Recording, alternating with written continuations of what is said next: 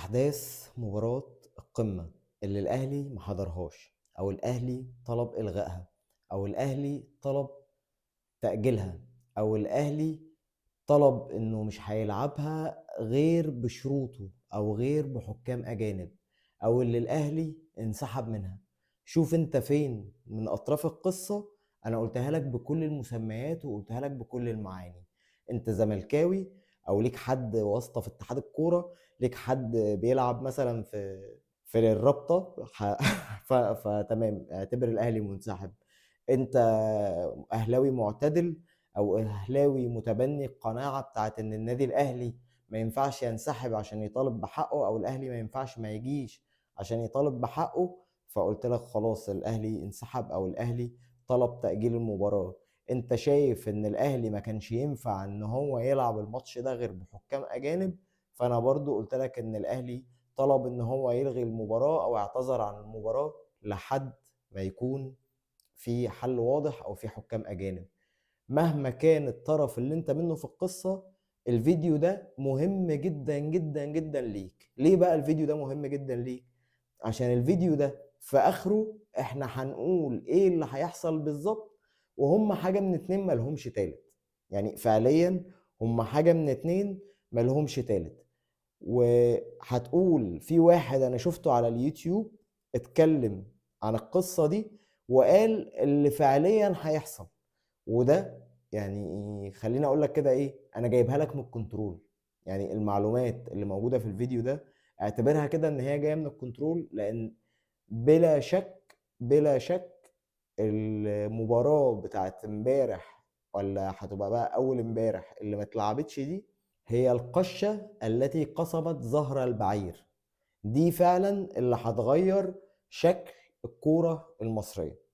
فخليني الأول قبل ما نتكلم عن الأحداث والتحليل وليه أنا واثق تماما من نهاية القصة دي هتكون بإيه، خلينا الأول أحكي لكم كده إيه قصة سريعا.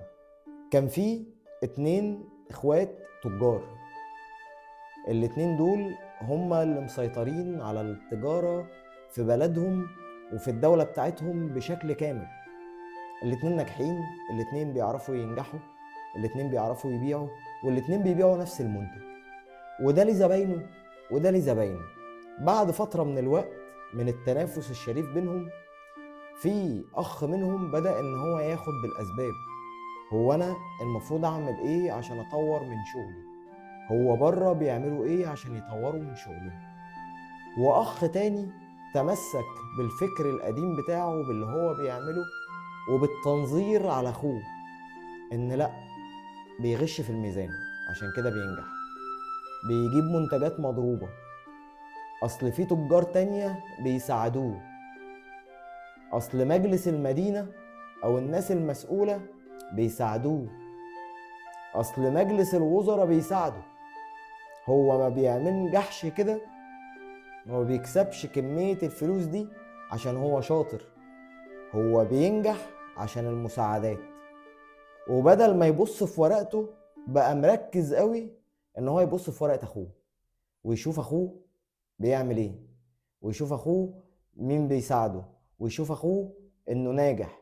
ما يشوفوش هو نجح ليه، لا هو يشوف اي سبب غير شرعي او اي سبب غير سليم عشان ينظر عليه، يقول بص بينجح بالغش، بص اصل فلان ساعده، بص ده مجلس المدينة اداله مكافأة، بص ده بتوع الضرايب ما بيجيلوش. ومركزش ان هو يشتغل على نفسه ويطور من ادائه ويكبر المحلات بتاعته ويوسعها، ويحاول ان هو يكون ليه انتشار ويطور من المنتج اللي هو بيقدمه. ما جربش ان هو يعمل ده ويشوف النتيجة هتبقى ايه وهل هينجح زي اخوه ولا لا. هو اكتفى بالتنظير. الاخين دول جالهم ابن عم تالت معاه شوية فلوس، مقرشن، غني.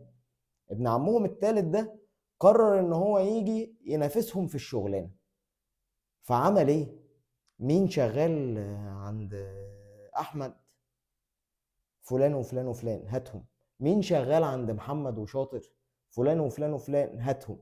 وبدأ كمان يشوف الشركات الكبيره اللي بره عندها مين شاطرين وعندها مين مجتهدين وعندها مين يقدروا ان هم يطوروا الشغلانة بتاعته، وجابهم وحاول ان هو يدخل في المنافسة معاهم، وفعلا قدر ينافس. بدل ما كان في 18 محل، في مثلا 5 منهم هم اللي مسيطرين على السوق، والاخين هم دول اللي اكتر 2 مسيطرين واكتر 2 ناجحين واكتر 2 بيبيعوا، بقى ده التالت بتاعهم، وبقى بينافسهم في كل حاجة. يجوا يخشوا مناقصة تلاقيه دخل معاهم، يجوا يشتروا حاجة تلاقيه دخل معاهم، يجوا يرموا حاجة حتى في الزبالة يروح هو ياخدها من الزبالة ويعملها نجم ويلمعها، ويلمع المنتج دوت عشان خاطر يعرضه. المهم ان هو يبقى موجود معاهم في الصورة. مهما حاول ان هو ينجح، بينجح وبيحقق نجاحات بس مش عارف يوصل له. سنة في التانية في التالتة في الرابعة في الخامسة في السادسة، مفيش. كل ما بيجي ينافس معاهم على حاجة مفيش، لحد ما نجح السنة اللي فاتت ان هو ياخد حاجة من مين؟ من الاخ اللي بينظر. اول حاجة يقدر يكسبها من ساعة ما قرر ان هو يخش معاهم في الشغلانة دي وان هو يتاجر معاهم فيها. فبشكل ما قدر ان هو وبفلوسه يربط كده ويظبط مع الناس اللي في مجلس المدينة، ومع الناس اللي مسؤولة وبتدير التجارة بتاعتهم دي في الدولة اللي هم فيها. فبدأ يحصل ظلم على مين؟ على الأخ الكبير أو الأخ الناجح. بدأت التجارة بتاعته كل شوية بيتفتش عنها، كل شوية بيتضر، كل شوية بتجيله ناس ناخد منه بضاعة من غير وجه حق، ناس بتبلطج عليه، وهكذا. وجه الأخ اللي دايما شايف إنه مظلوم وإن الأخ الكبير سالب حقوقه، طلع وعمل مؤتمر وقال إيه؟ أنا لولا الإدارة السيئة للتجارة بتاعتنا دي، أنا كان زماني أحسن من أخويا الكبير، ولا أحسن من أخويا الناجح، واحسن بكتير من اخويا ولا ابن عمي اللي بيحاول ينجح. فانا عايز اداره من بره. واتفقوا من اول السنه الجديده ان اي مزايدات او اي مناقصات هتكون ما بين الثلاثه الكبار او الثلاثه تجار الكبار في السوق، فالمزايده دي او المنافسه دي او المناقصه دي هتتعمل باجانب، او هيبقى المسؤول عنها وبيديرها اجانب عشان يضمنوا العداله والنزاهه وعشان ما يبقاش في حد مظلوم. وقبل المناقصه اللي داخل فيها الاخين الاساسيين، الاخ اللي شايف انه مظلوم ومتاخد حقه قال المنظومه سيئه، المنظومه مش قادره ان هي تدير، المنظومه ظلماني. وكان في مناقصه ما بينهم خلاص هتجهز بعد 5 ايام. فالاخ الكبير طلب ايه؟ ان هو عايز ناس اجانب، ناس من بره هي اللي تنظم المناقصه بتاعه يوم الثلاث. ففي المناقصه بتاعه يوم الثلاث دي الناس المسؤوله كالعاده غيروا كلامهم وما جابوش حد من بره عشان يدير، جابوا ناس من مصر، من الدوله بتاعتنا، غير معترف بيهم اصلا دوليا، وليهم اخطاء تحكيميه في الموسم ده فجه، وحاجات يعني ترى بالعين المجرده مش محتاجه فار ما احتسبوهاش، وقرروا ان هم هيعملوا الماتش. فبالتالي الاخ الكبير رفض. الاخ بقى اللي بيدعي المظلوميه او الاخ اللي شايف ان هو مظلوم عمل ايه؟ قرر ان هو هيدعم الناس اللي هتحكم المناقصه دي، وقرر ان هو لا هشارك. وطبعا دي الحكايه احنا مش بنتكلم لا في تجاره ولا في اقتصاد احنا بنتكلم في الكوره، بنتكلم عن الاهلي وعن الزمالك وعن بيراميدز. فبالتالي الاهلي طلع قرار قال انا منسحب من المباراه، او مش منسحب، انا مش هلعب المباراه، لان اللائحه والاتفاقيه من اول الدوري ده ان سواء مباراه الاهلي والزمالك، مباراة الأهلي وبيراميدز، مباراة الزمالك والأهلي، مباراة بيراميدز والأهلي هيتلعبوا بحكام أجانب. وده طبعا عشان احنا شايفين كلنا الفشل والظلم اللي حاصل على الاهلي وعلى الزمالك في البطوله دي لاجل عيون بيراميدز، الفريق اللي بقاله 8 سنين عمال بيدفع في استثمارات ومش عارف ياخد بطوله. هي دوب لسه واخد بطوله كاس مصر اللي هي اصلا بطوله غير معترف بيها السنه اللي فاتت، فهم عايزين يطعموها بدوري.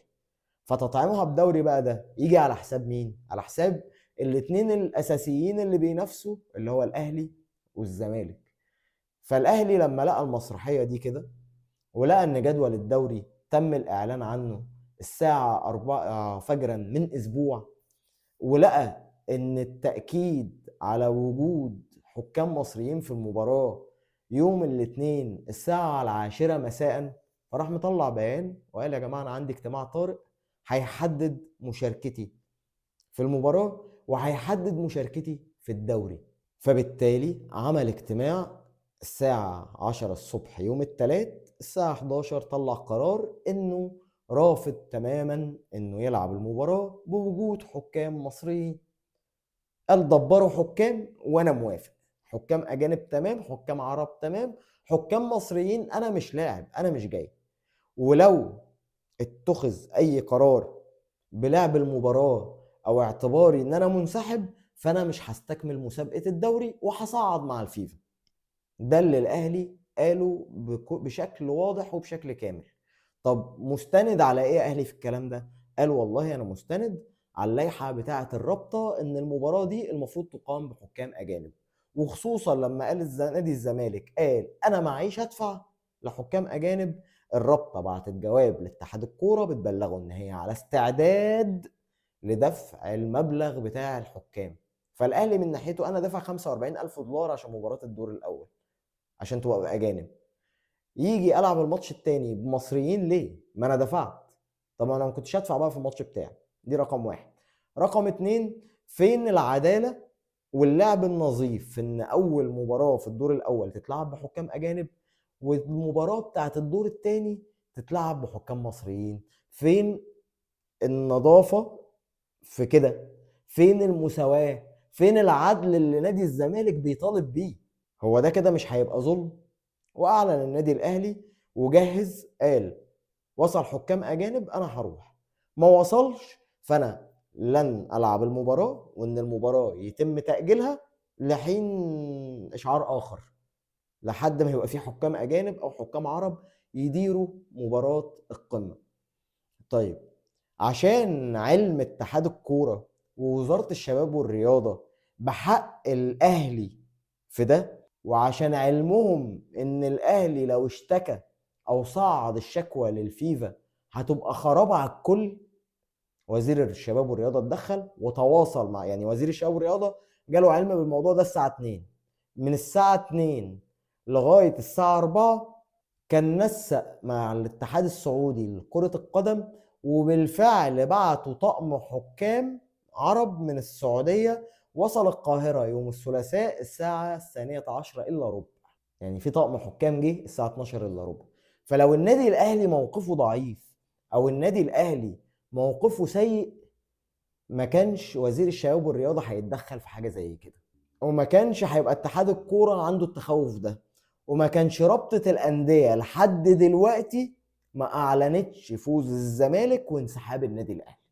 لحد اللحظة اللي بكلمكم فيها دي اللائحة بتقول إن النادي اللي ما بيحضرش يعتبر منسحب، مهزوم بنتيجة 3-0، والمباراة بتاعته ملغية وهينزل عليه غرامات، وكمان في آخر الجدول أو في آخر مع آخر مباراة في الدوري هيتخصم منه 6 نقاط.